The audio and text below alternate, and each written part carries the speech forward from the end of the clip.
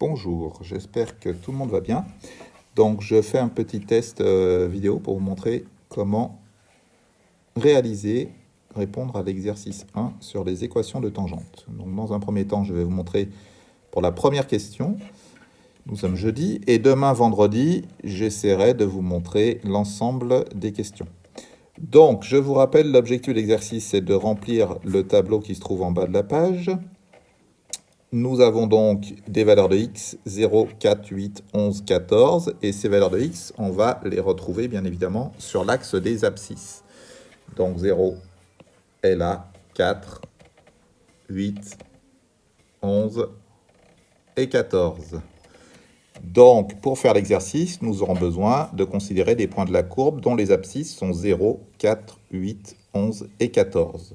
Donc par exemple, pour 0, donc on va travailler sur cette colonne, on va utiliser un point que je vais appeler A. Donc je le place ici, c'est le point donc de la courbe d'abscisse 0. Donc je pars de 0, je me déplace jusqu'à la courbe et j'arrive ici, grossièrement, à ce point que je vais appeler A. Et maintenant, on va s'intéresser à la tangente qui passe par le point A. Donc la tangente à la courbe, c'est donc une droite qui frôle la courbe au point A. Donc, on repère tout de suite que la tangente à la courbe au point A, c'est la tangente qui est ici, que je repasse grossièrement en bleu, donc elle est ici. Et c'est cette droite donc qui va nous intéresser pour remplir le tableau. Donc, premier élément, x égale 0. Ça veut dire quoi? Ça veut dire que je prends le point de la courbe d'abscisse 0, donc le point A. Ensuite, on demande f de x. Donc, puisque x égale 0, f de x est bien égal à f de 0, c'est-à-dire l'image de 0 par la fonction f. Donc, si je regarde mon graphique, l'image de 0, 0 est là, par la fonction f, c'est 1, puisque lorsque je prends x égale 0, je me déplace jusqu'à la courbe et je trouve y égale 1. Du coup, f de 0 égale 1. J'écris 1 dans le tableau. Et enfin, donc, la particularité de ce cours, c'est de chercher maintenant ce qu'on appelle le nombre dérivé en 0. Et donc, le nombre dérivé en 0 qu'on note, f' de 0. Pour le trouver, il va falloir utiliser la tangente bleue. Donc, plusieurs méthodes. La première méthode, celle que je vous recommande lorsque c'est un petit peu compliqué, c'est de procéder par le calcul.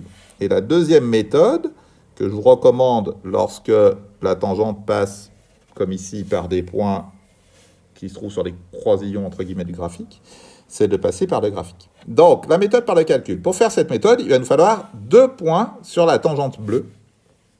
Donc, un deuxième point que je vais appeler B, et on nous aide un petit peu dans l'exercice. Vous voyez qu'il y a un deuxième point sur la tangente ici, qui est déjà noté. Donc, on va l'utiliser, il s'appelle B. Donc, on a bien 2 points sur la tangente A et B. Donc, c'est important de noter que les points sont sur la tangente, mais ils ne sont pas forcément sur la courbe. Ils sont sur la tangente à la courbe au point d'abscisse 0, c'est-à-dire au point A. Donc, on note leurs coordonnées. Je note à droite, là. Donc, A, ses coordonnées sont 0 et 1. Et B, ses coordonnées sont 2 et 4. Donc, je vous rappelle que... J'enlève ça, là. Hop, hop, hop, hop. Que 0, c'est l'abscisse de A. Je note XA.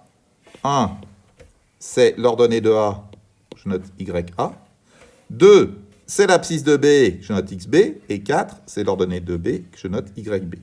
Et je vais ensuite appliquer la formule qui est le nombre dérivé de la courbe en 0.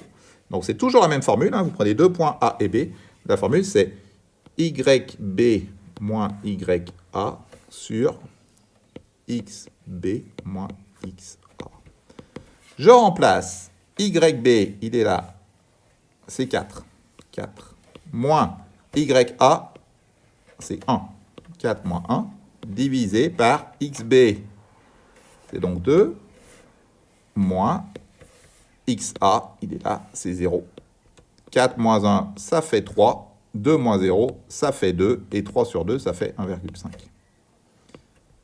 Donc, j'ai trouvé le nombre dérivé en 0, c'est 1,5. Voilà, cette vidéo est terminée. Je vais en faire une deuxième pour montrer la deuxième colonne, pour vous aider un petit peu.